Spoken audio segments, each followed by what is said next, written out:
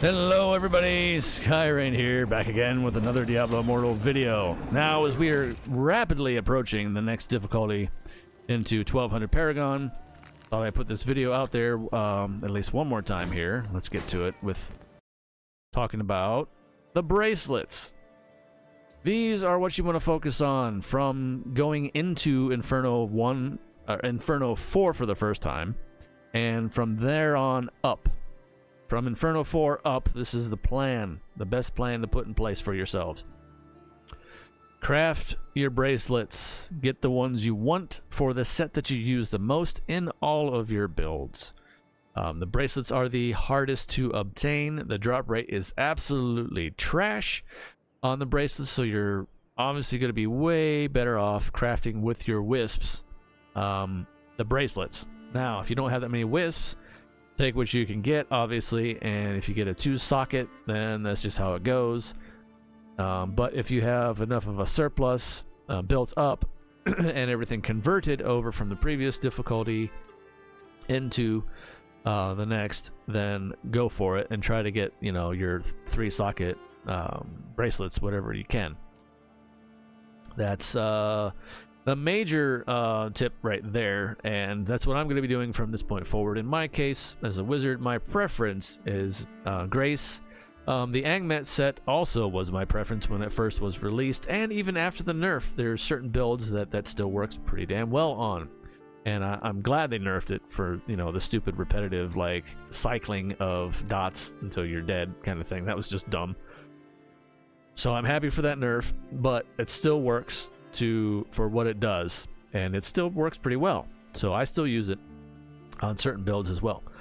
But getting back to my point, I prefer Grace, 4-piece Grace no matter what. So from here on up, I will be crafting Grace bracelets, and then everything else is way easier to obtain and way easier to be interchangeable on the other pieces. Way easier. Bracelets suck in how we acquire them. Their drop rates have got to be absolutely terrible. So you're better off just straight up crafting them. And again, craft it on the set that you want and use the most in all your builds. There you go. Whew. Now, one more tip now that we're getting closer. Again, I'm reiterating a point I made in a previous video. Be within reason. Be reasonable to yourself as well as to others.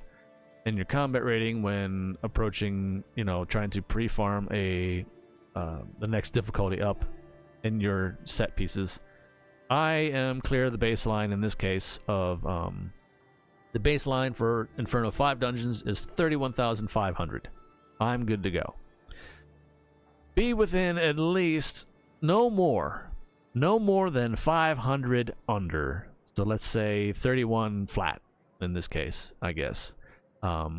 Bring like a skill that gives you some possible immunities or some damage reduction to not be such a dead weight to your party. And especially in particular, for whatever reason, I'll give you an example. Yesterday, I was running a bunch of random dungeons, and for whatever reason, they happened to be a ton of pit dungeons for whatever reason. And that was like, I was like, okay, this is not random exactly here. What's going on? It was just pit, and then Dread Reaver, and then, you know, the tower, finally, and temple. I was like, okay, good, and then tombs finally even. I'm like, okay, good, finally, but for whatever reason, it was a lot of pit. And the problem with pit is the platform that everybody has to get to for it to drop down. The whole party must be on it. And if you're dead weight and if you're dying, what is this? Random dungeon. Okay, no, get out of here. I'm busy. But if you're randomly, you know, just constantly dying on the way trying to run to that platform, which is what we usually do and only stop for elite packs. Other than that, you're dead weight, not only to the party, but to yourself, because you're just wasting everybody's time, again, including yourself. So do yourself a favor and speed run. It's far more efficient to speed run what you're capable of doing as opposed to trying to push that early in. I've been getting 29K combat rating people trying to run Inferno 5. That's too low. That's too much. Don't do it. Because it scales pretty high pretty quick. don't do it. You're not doing it. You're not helping anybody else out that way, because we literally have to basically either personally escort you and kill everything along the way through there, or you end up getting kicked. The other people in the party might not have that much patience, and then they'll just say, okay, no, screw you, and then they just kick you out. So don't be that person. Don't be that way. Try to, be within reason. That's my last PSA on that one.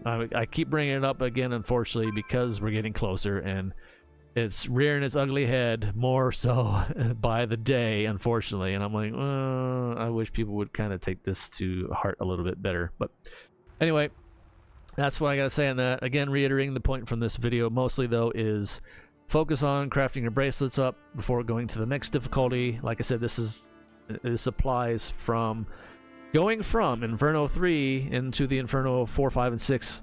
Inferno 4, 5, and 6, this is what this applies to.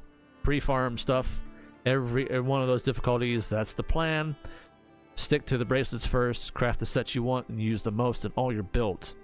Then everything else will be way easier to fall in place, way easier to either craft or find in random dungeon runs. It's just way easier that way. The bracelets are the hardest pieces whatsoever to get to drop at all.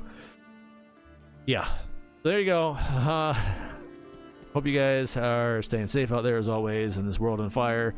I appreciate each and every one of you as always. Please do the YouTube things, of course, and like, comment, subscribe, share, all that good stuff. Help me out with the algorithms and all that junk.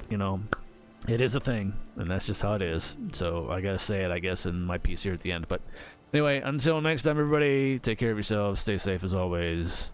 Bye bye.